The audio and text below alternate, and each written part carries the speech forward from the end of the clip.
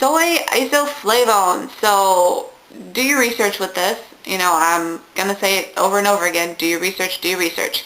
Soy isoflavones promote circulatory health, promote bone health, and is most commonly used for women who are going through menopause to deal with menopausal symptoms.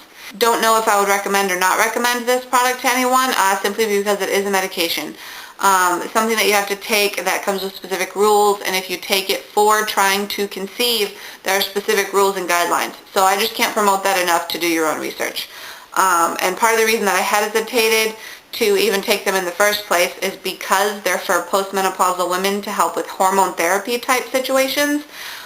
So if you take it not how it's recommended for TTC, you could seriously hurt your chances. So I just want to get that out there right now. But I feel really good taking them because they also promote bone health and circulatory health, and I'm borderline hypertension that I've been working on this last few weeks. And so I just feel good taking that. It makes me feel good that I have been taking that and that it helps circulation. This is not a review. I was originally going to do a review and then I changed my mind. So before Soy Iso, my cycles were still very regular before I started charting before TTC.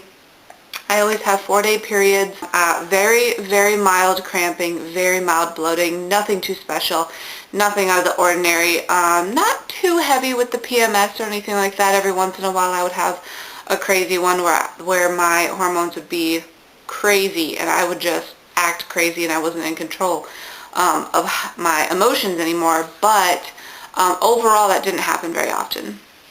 And so moving into the mid-cycle, what's normal for me, I didn't know for a lot of years that you could have ovulation pain. I didn't know you could feel something like that, which is really interesting because I've had ovulation pain for many, many years, and I just didn't know it up until a few years ago. And then on one day in the middle of the cycle, I would have a stabbing pain like a needle moving around my insides on my right side. Every once in a while it'll switch sides and I'll ovulate from the left, but primarily on the right side. And that was all I ever noticed around ovulation time. I didn't notice anything else. Even when I started paying attention to the ovulation times, the only thing that I noticed was my cervical mucus. I still had the ovulation pain, and I just started tuning into like the cycle, the rhythm of the body. So nothing out of the ordinary, nothing crazy, everything pretty normal. And then obviously towards the end of my cycle, about 3 days before my period would start, that's when I would start having the bloating and the cramping, all very mild, but still telltale signs that, my period was only a couple of days away. So the first cycle that I took with the Soy Iso, I took less than the recommended dose for TTC, and I did that because my body is very sensitive to different medications and different things, so every time I go to take something, I want to take less than recommended or the exact recommended dose. Now, the first day that I took it, a few hours later, I started having hot sweats and cold sweats, and that lasted every 15 to 20 minutes for almost 3 hours. And that right there really threw me off. I was like, okay, I already don't like this. I'm not sure if I want to keep going. But I did because, I figured if I get through that, it won't be so bad. The second day on Soy Iso, same thing. They lasted for less time the second day, though. They only lasted for like an hour that second day. And then the third, fourth, and fifth day, I didn't notice anything. So that was pretty cool. Everything mellowed out, and I was like, okay, my body's going to be used to this, and then I'll stop taking it, and I can go back to normal. Well, during ovulation, a couple of days before I ovulated, I started getting period cramps, and I was like, well, that's weird. And then I started feeling really bloated, and I was like, that's really weird. It's the middle of the month. I know I'm coming up on ovulation. My OPKs were getting darker, so I just thought that was very bizarre. And then the day of ovulation, I felt like I should have been on my period, and they weren't horrible. I wouldn't say they were moderate, but they were noticeable, and I'd never noticed that before. And then my ovulation pain was very painful. It took my breath away, and that had never happened before, and it was on my right side, and I had one ovulation pain that took my breath away and I had to stop. And then several hours later, I had another one, and there was like no missing it. There was no missing that this was ovulation time. On top of the bloating and the cramping and the ovulation pain, I knew the day that I ovulated, which I like knowing that. I like not having to guess. And my OPKs lined up with that also, because the day that I had my ovulation pain, the OPK actually peaked, so I was really excited. The interesting part about that was from ovulation day until the day I started my period, I felt like I was on my period. And I wasn't too crazy about that, because it throws me off mentally, like what's going on with my brain and what happened in that process. But at the same time, I was also really hopeful that I would have gotten pregnant, and that was why I was feeling like I was on my period all the time. My period, this last period that I had to start cycle number 6, I bled much more heavily on day 1 and 2 than I did the previous month, the previous cycles.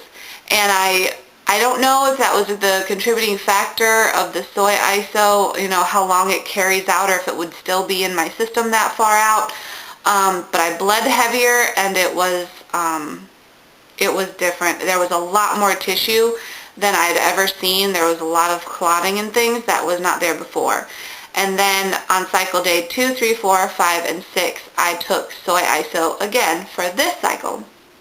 I still had my normal 4-day period, which I was pretty happy about, and obviously I'm going through a lot of spiritual stuff right now, and I was doing certain meditations to promote cleansing and things like that. So I'm sure that all of this is kind of a factor into the soy also. On cycle days 2, 3, 4, 5, and 6 of this cycle number 6, I took 122 milligrams of the Soy Iso, which was a much greater dosage. The last cycle, I only took 70 mgs compared to the 120. Now, do your research, do your research, do your research. I cannot say that enough, especially surrounding the Soy Iso, because of all the stipulations that come with taking it. But the recommended dose is between 80 and 200 milligrams, depending on the person, depending on what's working for you. So I decided to take 120 because with the dosage amount that I have on my bottle, that's 7 pills. That's 7 horse pills on top of my prenatal and my fish oil. So I took 122 mgs this cycle of Soy Iso. And I'm coming into ovulation week. I should be ovulating sometime between the 29th and the 3rd.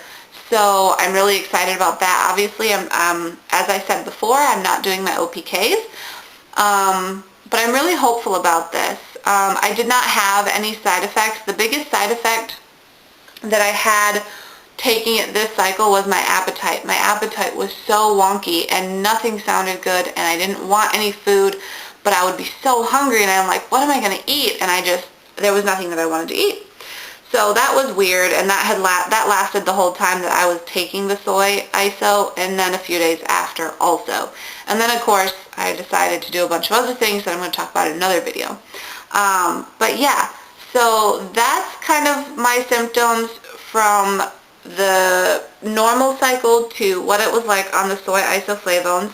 Obviously, I'm taking them for this month. I have not ovulated yet, and I'll do an updated video on how things go, probably after I take my next pregnancy test, to see how that all panned out. But yeah, I feel very positive about taking them, and I will probably, if I'm not pregnant this cycle, I will probably do it again. I'll probably keep the dosage at 122 mgs for me, just because that's what I'm comfortable with, and if I don't, until that bottle's gone, I'm gonna use them. So that's how I feel about that. So yeah, everything is going well, and I'm almost mid-cycle, so I'm feeling good, I'm feeling happy, lots of things happening right now, lots of things going on that I'm excited about. And I can't wait to share with you all. I'm doing a whole series of videos today, so they'll release all week, so that you guys know what's going on with me and how things have been. So I hope you all have a wonderful day. I'm excited. It is nice outside and the sun is shining. At some point I'm going to get out there with my metal detector, and it hasn't happened yet, but it's still been too cold. So anyway, I'll see you all in my next video. Have a great day. Bye.